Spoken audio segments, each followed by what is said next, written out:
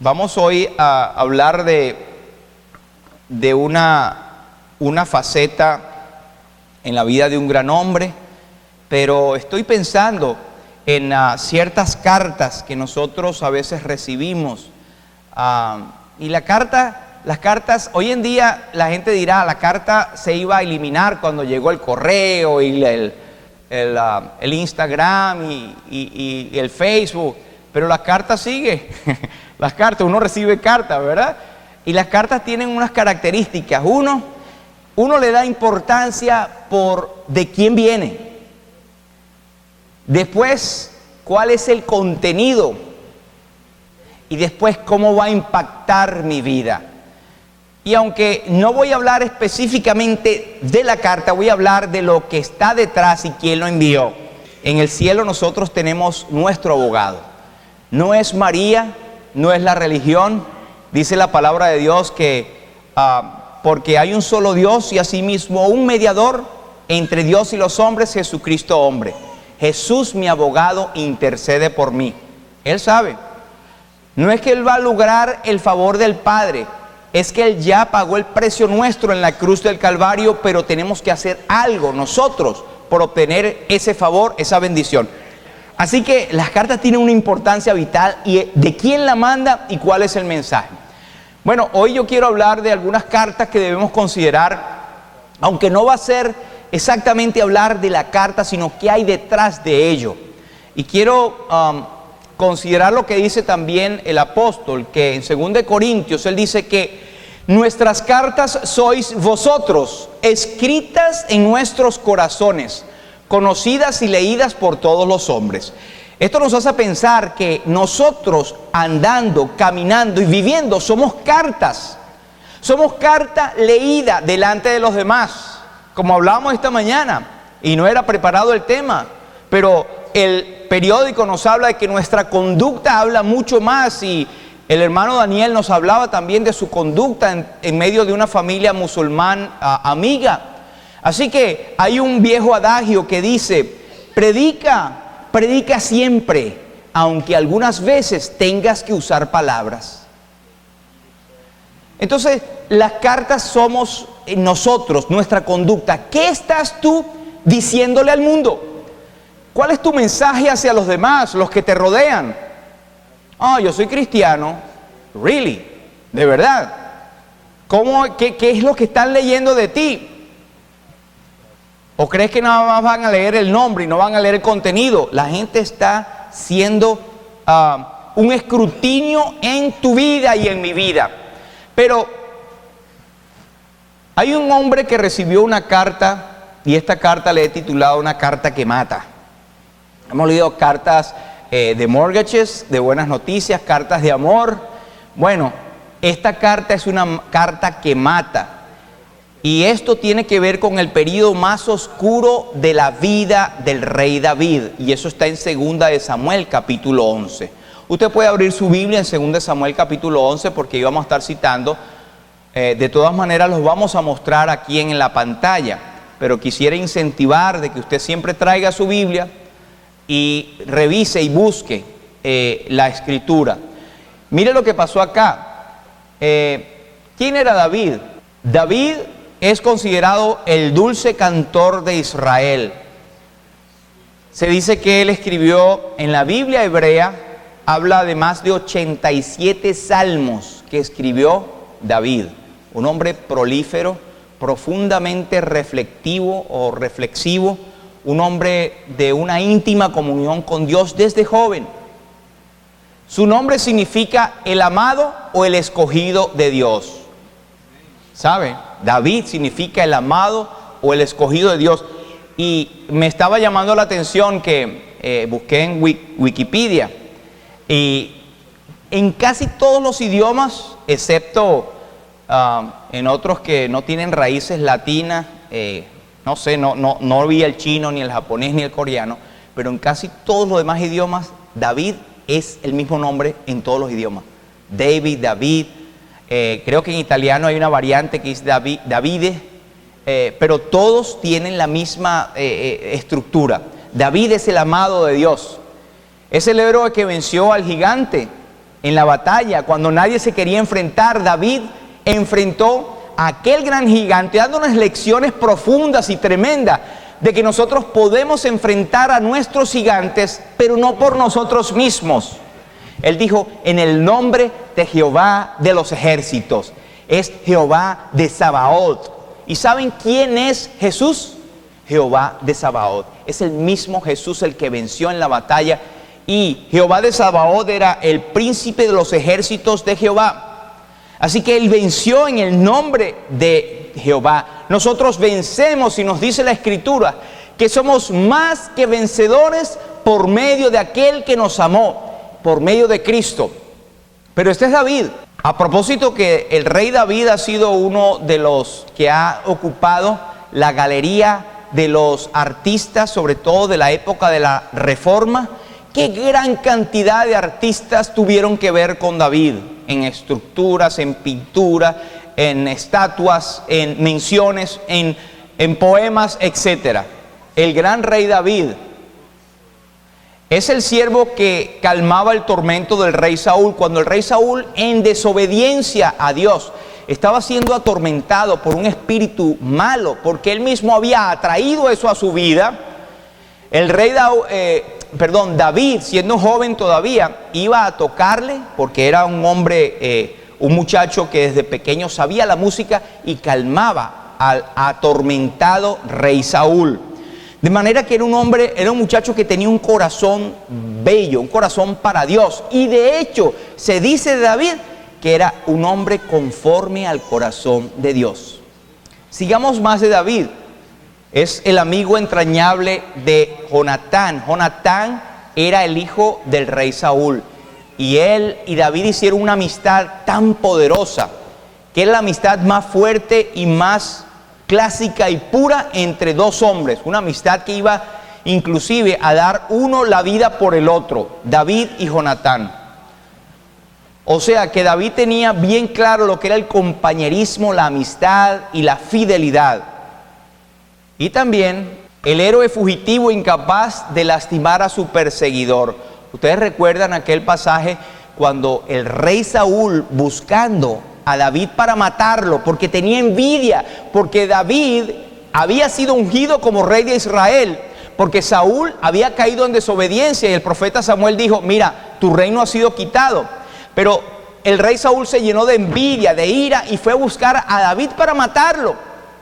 Y en una de esas ocasiones que David estaba escondido en la cueva de Adulam, entró el rey Saúl y allí se quedó dormido. Y David lo tuvo allí, pero como decimos, la tenía de flaicito, pues, para matarlo.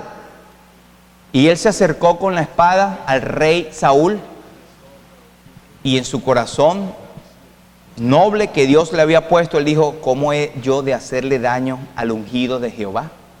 Pero él cortó un pedazo del manto del rey Saúl. Y después el rey Saúl siguió buscando, salió de allí en la cueva a seguir buscando a David para matarlo. Y David se le acercó o desde lejos le mostró, mira, Saúl, yo he podido matarte. Y con esto el rey Saúl, por lo menos por un tiempo, lo dejó. Pero vemos el corazón de David, que era incapaz de hacerle daño a nadie, a pesar de que eran enemigos de él. Pero entonces, ¿qué pasa aquí? Era bienhechor de Mefiboset. Ustedes recordarán cuando David tomó el reinado, ya Saúl había muerto, y él entonces empezó a llamar a la gente. Normalmente cuando un rey tomaba el reinado, él se encargaba de eliminar a todos los enemigos anteriores. Y resulta que Mefiboset era nieto del rey Saúl. Ese era uno que estaba para la parrilla también en la lista, para matarlo. Pero él dijo, ¿ha quedado alguno de la casa de Saúl a quien haga yo misericordia por amor a Jonatán? Es decir, que él iba a librar de la muerte a sus enemigos, pero porque alguien había comprado su corazón, por causa de otro no mató, sino más bien mostró misericordia. Esto nos habla de la obra de Cristo en la cruz. Dios tiene todo el derecho de castigarnos porque Él es santo y Él castiga el pecado. Hay mucha gente que dice, sí, pero Dios no es tan malo para acá. Tendrá un momentico para... No. Dios es infinitamente santo. Pero Dios ha provisto un plan de perdón. No porque nosotros lloramos y clamamos, Señor, perdóname. Señor, apelo a tu amor. Está bien, Dios es amor, pero Dios es justicia. Y Él, para podernos perdonar, tuvo que castigar el pecado. Y para no hacerlo nosotros, Él mandó a su Hijo. Nosotros hemos sido redimidos, hemos sido perdonados a causa de uno, Jesucristo, el que murió en la cruz. Y en esto es un precioso cuadro de lo que pasó con David. Él podía matar a sus enemigos, pero con Mefiboset no lo hizo por amor a Jonatán. Y le recuerdo que Mefiboset, de paso, era lisiado de ambos pies. Era un pobre loco, por así decirlo, que vivía en el valle de Lodebar. La palabra Lodebar significa sin pasto. Es decir, que era un lugar desértico, seco, estaba en ruinas. Y aquel hombre era lisiado de ambos pies. Cuando David lo manda a llamar, dijo, nada, hasta aquí me llegó mi día, me va a matar. ¿Qué quiere David? Para mí, el gran rey David. Y cuando David lo manda a llamar y lo trae a su presencia, él dijo, David, oh rey, ¿qué quieres tú para un perro muerto como yo? ¿Y sabe qué? David no solamente le devolvió las tierras que pertenecían a Saúl a Mefiboset, lo puso a comer a la mesa del rey como uno de sus hijos. Y nos imaginamos a aquel hombre con sus pies guindando inútiles, sin embargo, sentado a la mesa del rey con sus hijos, estaba al mismo nivel de sus hijos. Y aquí vemos que el rey David no solo tuvo misericordia con alguien que debía morir, sino que fue más allá y le dio algo que él no merecía, un privilegio altísimo. Y esto nos habla de lo que es gracia. Gracia es que Dios va mucho más allá de que nos tuvo misericordia. Cuando un rey perdonaba a alguien, eso es misericordia. Pero no solamente le perdonó, lo puso a comer a su mesa para siempre, le devolvió tierras y le dio cosas que él no merecía. Y eso es lo que ha hecho con nosotros. Nosotros no merecíamos sino la muerte y el castigo eterno. No solamente Dios ha provisto para tu perdón y mi perdón, Él nos ha dado inmensas riquezas de gloria. Cuando se manifestó su bondad, nos salvó no por obras de justicia que nosotros hubiésemos hecho, mas por su misericordia nos salvó por la obra de Cristo en la cruz. Y tal vez muchos dirán, no, sí, qué bonito, eso yo lo sé. Pero si tú no te has apropiado del sacrificio de Cristo, no has tenido tu encuentro personal, no te has arrepentido de tus pecados y tu manera de vivir, tú estás condenado o condenada al infierno. Lo dice la Biblia. La Biblia habla de un lugar de tormento, un infierno que está preparado para Satanás y sus seguidores. Esto es el Evangelio. El Evangelio es vida eterna, pero es perdición eterna también. El Evangelio es amor, es el cielo, pero el Evangelio también es ira y es el infierno. Así que con las cosas de Dios no se juega. Pero sigamos con David, bienhechor de Mefiboset. En este resumen hemos visto que David tenía un corazón inmenso. Un hombre para Dios, un hombre que le hacía bien a todos, un hombre que no se atrevía a matar una mosca. Un hombre que cualquiera diría, ese es un santo de Dios. Y verdad, era un santo de Dios. Era un hombre conforme al corazón de Dios. Pero ¿qué fue lo que ocurrió? ¿Qué fue lo que pasó? ¿Qué fue lo que hizo que David tuviera ese cambio tan extremo? ¿Qué fue lo que hizo que su corazón se desviara de tal manera que ahora David podía ser contado con un hombre que estaba enviando una carta de asesinato? Que cualquiera hubiera dicho, esta carta no puede venir del rey David. Mira, pero es que la Biblia nos dice que del corazón, el corazón es engañoso y perverso más que todas las cosas, dice la Biblia. Dice Jeremías, engañoso es el corazón y perverso más que todas las cosas. ¿Quién lo conocerá? Yo, Jehová, que peso los corazones. De manera que David había tenido un momento en su vida en que le brotó un antiguo hombre, una naturaleza pecaminosa. Y aquí encontramos a David transformado entonces en un hombre hipócrita, injusto, deshonesto, desleal, hipócrita, injusto, deshonesto, desleal, que manda asesinar a su propio soldado, se ha puesto de parte del enemigo. Hemos leído que Dios es el único que conoce el corazón. Es Jehová que escudriña la mente, que prueba el corazón para dar a cada uno según su camino, según el fruto de sus obras. Y sabes que el libro de Romanos nos dice a nosotros, pero ¿qué te crees tú, oh hombre, que escaparás de la ira de Dios? Y Dios le dice a la humanidad hoy en día, en las cuales pues estás incluido tú, si no tienes a Cristo como Señor y Salvador. Dice, pero por tu dureza y por tu corazón no arrepentido atesoras para ti mismo ira para el día de la ira y de la revelación del justo juicio de Dios. Romanos capítulo 2.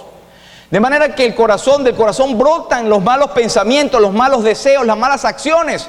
Y la gente puede decir, pero ven acá, no está actuando como normalmente es. Y es que hay momentos en la vida que nos suceden cosas. ¿Y sabes qué es lo que tiene el mundo? El mundo trata de marcarte por lo que ha pasado en tu vida. Y amigo, hermano en Cristo, si has tenido una caída, la desobediencia, no te define. Define que tú eres un hijo o una hija de Dios y que eres comprada a precio de sangre y que tienes una ciudadanía celestial y que tienes un llamamiento altísimo. Y lo que te pasa en tu vida son errores, son caídas, pero que no te definen como hombre o como mujer. Te define como creyente un verdadero victorioso en Cristo. Amén. Ahora, si no tienes a Cristo como Señor y Salvador, ¿sabes cuál es la definición? Es hijo de desobediencia.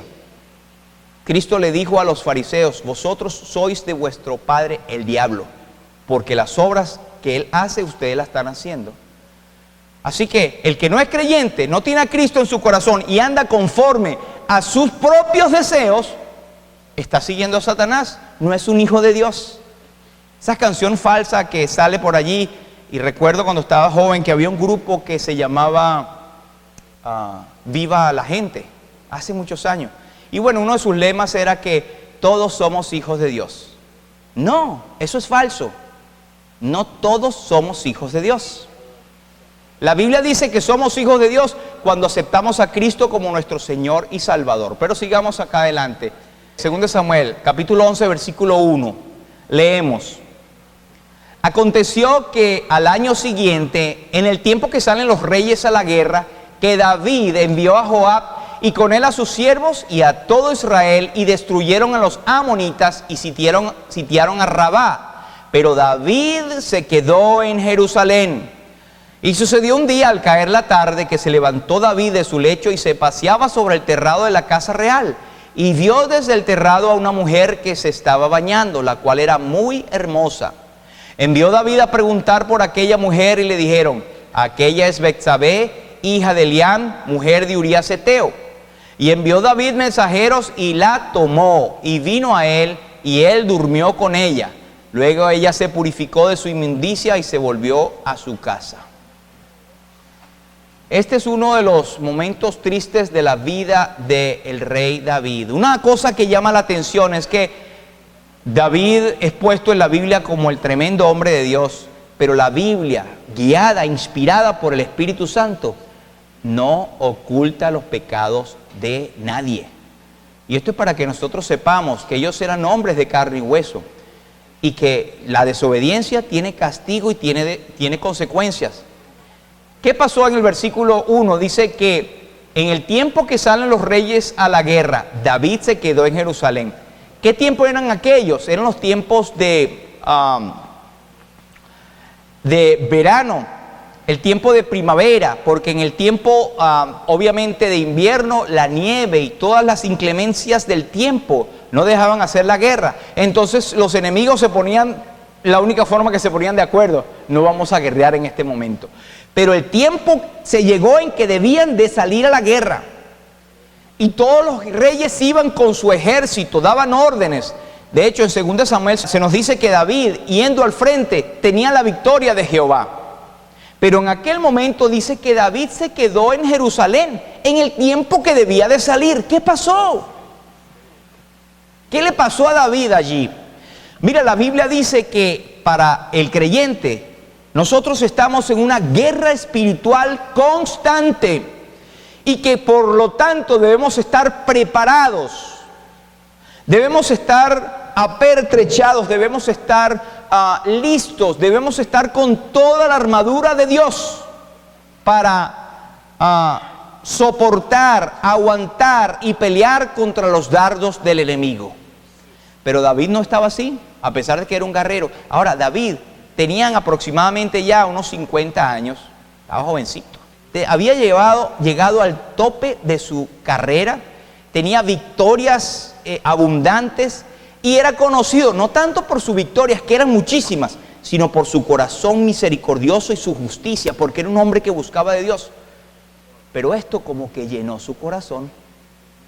¿Y no ha pasado en tu vida que cuando está todo bien, te llenas tu corazón de que tú eres autosuficiente? He conocido a personas que dicen, mira, a mí nada me lo ha dado nadie, yo me lo gané por mí mismo y mira dónde estoy. Eso es orgullo, soberbia que está entrando en el corazón. Y la Biblia es muy clara en esta. Pero veamos qué pasó aquí. David no estaba en el lugar donde debía. ¿Dónde debía estar David? En la guerra, al frente de su ejército. Y no estaba. Él no estaba en el lugar que Dios le había asignado. Número uno.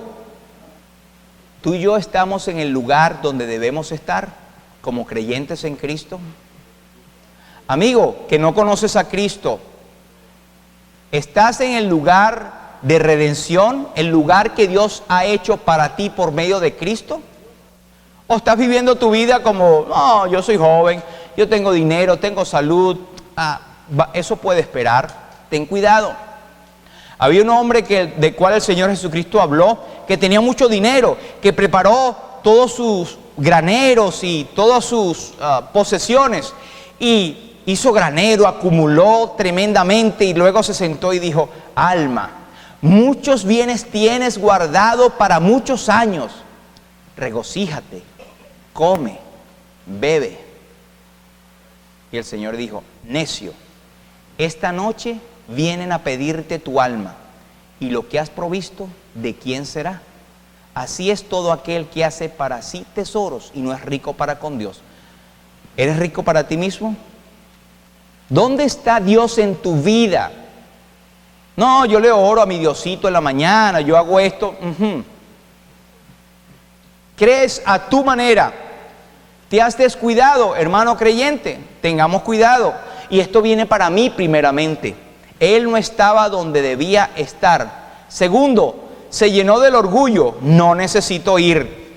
Hace unas semanas hablaba yo de esa persona que encontré en el aeropuerto, donde intenté hablarle del evangelio, y ella me dijo, yo conozco todas las religiones. En otras palabras, chico, cállate, yo conozco más de ti, yo no necesito esto.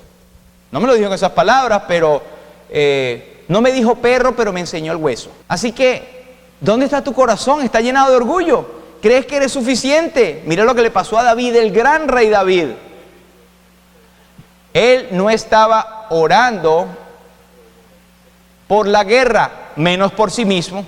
Si no estaba orando por sus ejércitos, sus valientes que estaban allá afuera, menos estaba orando por él. Todo esto nos hace ver una descripción de su diagnóstico. Era un hombre que, aunque victorioso, se durmió en los laureles. No, yo soy creyente, yo tengo muchos años en el Señor. ¿Qué es lo primero que dice un creyente? No, yo tengo 38, tengo 40. Algunos van más allá y dicen, yo nací creyente, cosa que no existe. No, desde que yo me desperté en el vientre de mi madre ya era creyente. Eso no existe. Pero unos dicen y se jactan de su tiempo en el Señor. Pero ¿cómo está tu fruto? ¿Qué estás tú mostrando como carta al mundo? Hazte esas preguntas. Es Dios la que está haciendo en esta mañana, el que está haciendo en esta mañana esas preguntas, como se la hizo Adán. ¿Recuerdas? Adán le dijo, ¿dónde estás tú? ¿Dónde estás tú? ¿Dónde estás tú, Gilberto? No quiere decir el lugar físico, espiritualmente hablando. Él no está orando por sí mismo, ni por los demás tampoco. Hermanos, estamos orando por nosotros mismos, estamos orando por los demás, por nuestros hermanos, estamos orando por la iglesia, por la congregación, por los líderes, por la expansión del evangelio, por la familia. porque el Señor nos guarde de soberbia, nos guarde del pecado, nos guarde de la tentación. ¿Estamos haciéndolo o nos sentimos tan autosuficientes que vamos a orar por los demás? Yo siempre le pido a los hermanos que por favor oren por mí. Y como pastor yo oro por cada uno de ustedes. Pero la oración es mutua, hermanos. Todos necesitamos estar cerca de Dios y tener intercesión el uno del otro. Ahora, en Gálatas nos dice: andad en el Espíritu y no satisfagáis los deseos de la carne. ¿Qué estaba haciendo David? Estaba dando rienda suelta a los deseos de su carne. Si él hubiese estado en el plano espiritual, le viene igualita, tal vez la prueba no le hubiese venido en ese momento, pero le viene en otro momento. Porque si hubiese sido un hombre espiritual, estuviera orando y no tuviera tiempo de estar alrededor del terrado. O si hubiese estado por alguna circunstancia alrededor del terrado, él hubiese tenido la fortaleza para quitar el pecado de en medio y no verlo. Porque la tentación llega de igual manera. Es cómo respondemos nosotros a la tentación. Si David hubiera tenido su atención donde Dios la quería, nunca la hubiera puesto donde Dios no la quería. Ahora que esto nos sirve a nosotros de reflexión. Proverbios, el mismo Salomón, su hijo, años después escribió: antes del quebrantamiento es la soberbia, y antes de la caída la altivez del espíritu. Esto fue un cuadro de Salomón.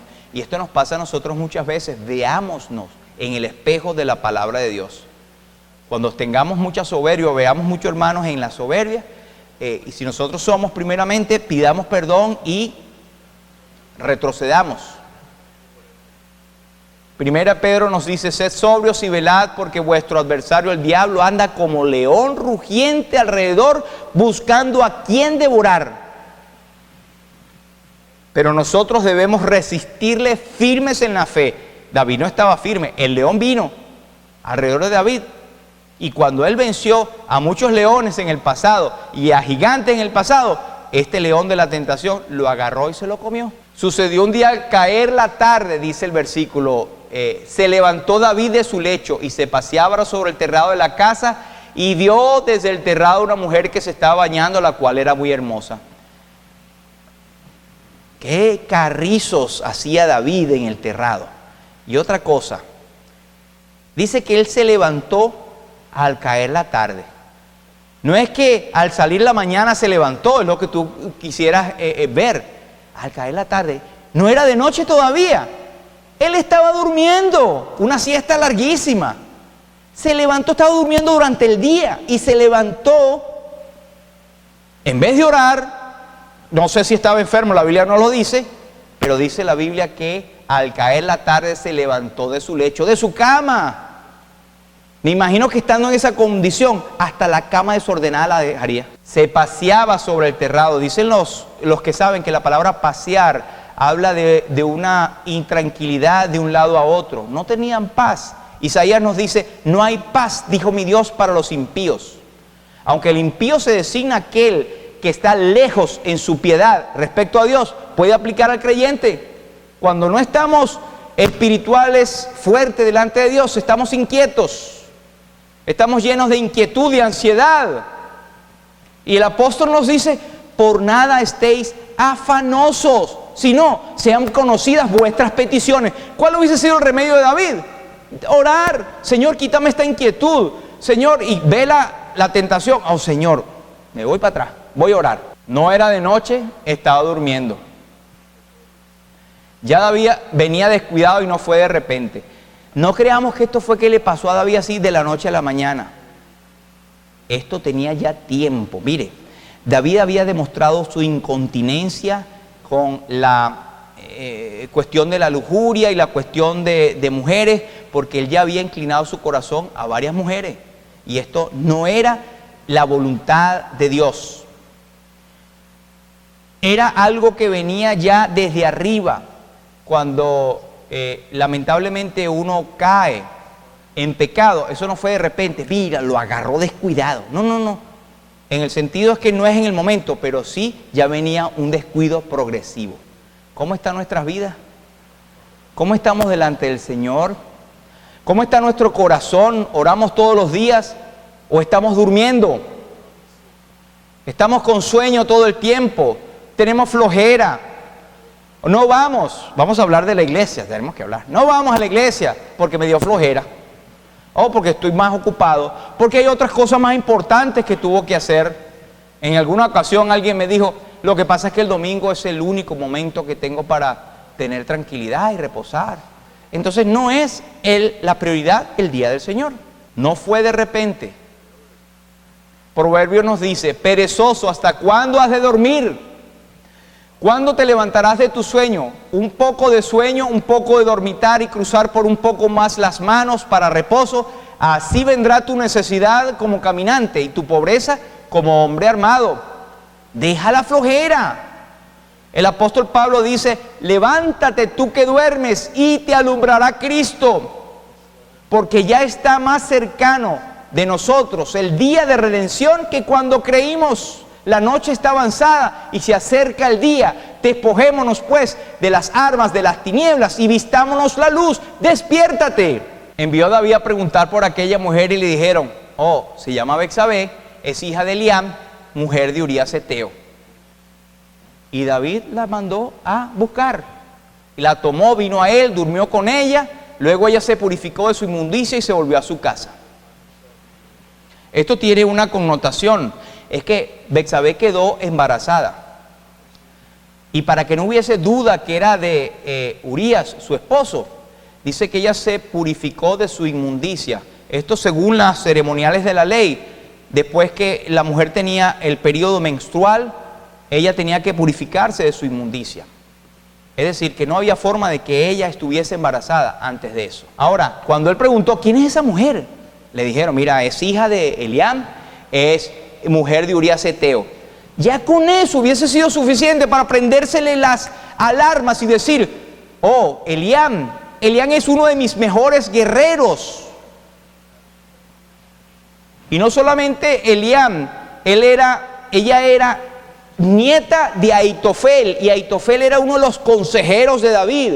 Eran hombres, amigos, consejeros, valientes de David, que habían puesto su vida por David.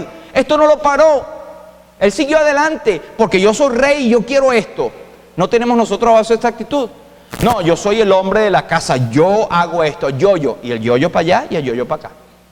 Y también la mujer, no, yo hago, la verdad, yo he sido criada o así, yo hago esto porque yo creo que es así. Tengamos cuidado con la soberbia. Él fue advertido, tuvo la oportunidad de parar ahí, de arrepentirse, de desistir del pecado. Mira, a veces Dios nos manda cosas y estamos cerquita de una situación de tentación y Dios nos manda avisos. Sí, espabilate, sustos, sirenas, cuestión que nos despierta. Caramba, ¿hasta dónde estoy? El pecado es así, es como la serpiente que está bajeando y no te das cuenta hasta que ya es demasiado tarde. El gran costo de su pecado, un embarazo no deseado, el asesinato de un confiable amigo como era Urías Eteo, que a pesar de que era de los hititas o de los eteos, él era un hombre que había de corazón aceptado a Israel, que era capaz de morir por el rey. Un bebé muerto porque tuvo que afrontar las consecuencias de su pecado, que su bebé murió. Su hija violada por su hijo, tiempo después, esto fue castigo por el pecado. También cuando el profeta Natán le dijo, esto te va a pasar a ti también, porque el rey fue el que dijo, ese hombre merece la muerte y pagar, retribuir 4 veces lo que hizo. Cuando Natán lo enfrentó con su pecado, pues bien, eso mismo le vino a David. Su hija Tamar fue violada por su otro hermano o medio hermano, y esto trajo como consecuencia que Absalón le tomó aborrecimiento a ese otro hermano y lo mató. Y luego, no solamente eso, que Absalón mató a este que había violado a su hermana. Luego una guerra civil dirigida por el mismo Absalón que se rebeló contra David. Y por último, un hijo que imita a David en su falta de autocontrol, llevándolo a él y a una buena parte de Israel lejos de Dios. En Primera de Reyes nos habla de Salomón, el hijo de David, que escribió los más hermosos proverbios. Al final, él tuvo la misma Yo digo que a veces eso son genética espiritual, son las cadenas de maldición que no atacaron en el momento. Pero Salomón padecía el mismo mal de David y aún más, descontrol. Él llegó a tener 700 concubinas y 300 esposas. Imagínense. Y dice la Biblia que lo peor no fue eso, sino que éstas inclinaron su corazón a los dioses ajenos. Y Salomón terminó sus días mal. Todo esto consecuencia del pecado de David. Imagínense. Pensemos, hermano, hasta dónde nos llega la consecuencia del pecado. Una decisión que nosotros tomamos como padre puede repercutir en nuestros hijos de generación en generación y no nos damos cuenta. A veces pueden ser situaciones de droga, de incontrol acerca del alcohol, o tal vez de las mujeres, o del robo, o del matrimonio. Los hijos no solamente van a ver lo que ven, hacer lo que ven, sino cómo el padre o la madre se han comportado, y esta maldición va de generación en generación hasta que tú tienes que pararte y romperla en el nombre de Jesús. Ahora, hubo perdón, gracias a Dios. El que encubre sus pecados no prosperará, mas el que lo confiese y se aparta alcanzará misericordia. Y David lo alcanzó. Dice la Biblia en el Salmo 51 que él oraba: ten piedad de mí, oh Dios, conforme a tu misericordia, conforme a la multitud de tus piedades, borra mis rebeliones. Lávame más y más de mi maldad y límpiame de mi pecado, porque yo reconozco mis rebeliones y mi pecado está siempre delante de ti. Contra ti solo he pecado y he hecho lo malo delante de tus ojos, para que seas reconocido justo en tu palabra y tenido por puro en tu juicio. Más adelante él dice: líbrame de los homicidios.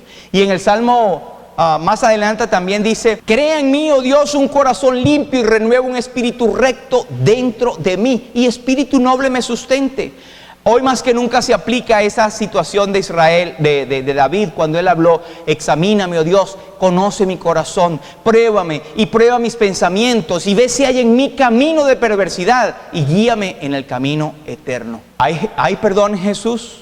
Con la sangre preciosa de Cristo podemos nosotros ser librados de la condenación eterna. Y si hay algún pecado que nosotros estamos manejando, barajeando, planificando, teniendo indulgencia, ahora es el momento de parar y decir: Señor, perdóname, mira hasta dónde he llegado, gracias por alertarme por tu palabra. A través del sacrificio de Cristo tenemos perdón inmediato, pero tenemos que confesar. Si confesamos nuestros pecados, Él es fiel y justo para perdonarnos y limpiarnos de toda nuestra maldad. Y la sangre de Jesucristo, su Hijo, nos limpia de todo pecado.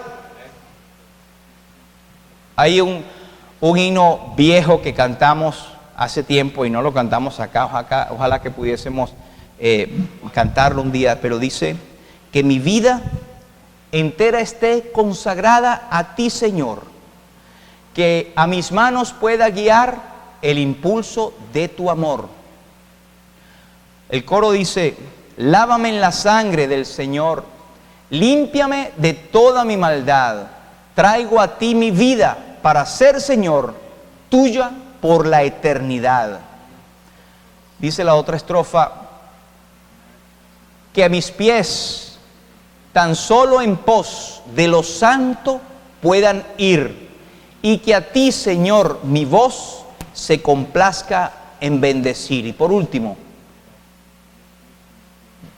que mis labios al hablar hablen solo de tu amor, que mis bienes dedicar yo los quiera a ti, Señor, que mi tiempo todo esté consagrado a tu loor y mi mente y su poder sean usados en tu amor. Toma, oh Dios, mi voluntad y hazla tuya nada más. Toma sí mi corazón y tu trono en él tendrás. Vamos a orar. Cierra tus ojos. En esta hora que el Señor nos ha mostrado a cada uno de nosotros lo vulnerable que somos. Eres vulnerable, como yo, como David. El pecado está a la puerta, la tentación está allí. Y si tú has llegado a un lugar donde estás ya dándole rienda suelta a algún pecado, ahora es el momento de parar. Ahora es el momento de hacer un freno y decir: Señor, perdóname, confieso mi pecado y vuelvo atrás. como cuando le dijeron a David, es hija de Eliam, es mujer de Urías Eteo, es nieta de Aitofel. Son cosas que no puedo traspasar los senderos antiguos. No puedo pecar sin hacerle daño a otra persona. Que el Señor nos libre. Para donde estás. Si no eres creyente, ahora es el momento. Dios sabe tu corazón, te conoce. Todas las cosas están desnudas y abiertas a los ojos de aquel a quien tenemos que dar cuenta.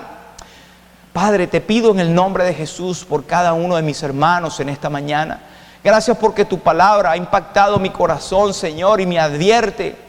Todos estamos en la misma condición y no podemos acercarnos a alguien y decir, oh, has caído en pecado, sino considerándote a ti mismo, no sea que tú también seas tentado y caigas. Señor, líbranos de homicidios espirituales, líbranos del pecado, de la fornicación, el adulterio, el desobedecerte, Señor. Esto no trae gloria a tu nombre. Líbranos de manchar el nombre de Cristo, en el nombre de Jesús. Encomiendo a mis hermanos, encomiendo mi vida, encomiendo a mi familia, a la iglesia Bautista Lumbrera. Señor, que este mensaje llegue a nuestros corazones con la fuerza y el poder del Espíritu Santo. Gracias, Señor. Como siempre hacemos, yo quiero testificar públicamente que yo estoy haciendo un compromiso con el Señor, de alejarme de la tentación, de dar vuelta atrás si estoy andando por senderos del enemigo. Levanto mi mano en señal de que este pacto o esta promesa que Dios ha hecho hacia nosotros, Dios ha hecho el pacto. Estoy yo siendo obediente a lo que Él ha hecho ya. Declaro en este momento con mi mano levantada que yo estoy siguiendo en obediencia a tu palabra, Señor. Ayúdame, Señor. Si bien yo no tengo autoridad para hacer pacto, y corrijo, ni siquiera para declarar cosas, pero sí para entregar mi vida a ti. Y es lo que hago en esta mañana, Señor. Que mi vida entera esté consagrada a ti, Señor. Que mis pies solo vayan en pos de tu gloria, oh Salvador. Gracias, Señor, en el nombre de Jesús. Amén.